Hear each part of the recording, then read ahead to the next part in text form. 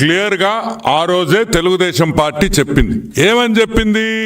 జగన్మోహన్ రెడ్డి దొంగతనం చేశాడు, జేబు దొంగ అని క్లియర్ గా మేము చెప్పాం.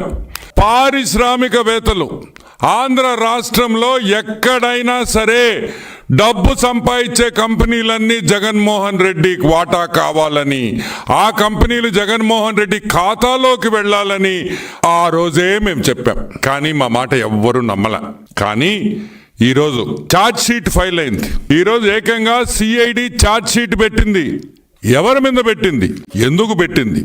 కాకినాడ సెజ్ ఏంది, కాకినాడ డీప్ సీ పోర్ట్ ఏంది అనే రెండు విషయాలు ఈరోజు మనం మాట్లాడుకుంటాం.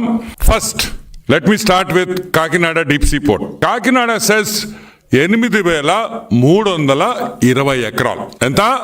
8,320 ఎకరాలు కాకినాడ సెజ్ విస్తరణ. పెద్ద ఏరియా.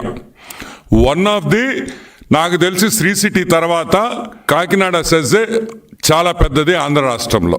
ఈ సెజ్ మీద జగన్మోహన్ రెడ్డి కళ్ళు పడ్డాయి.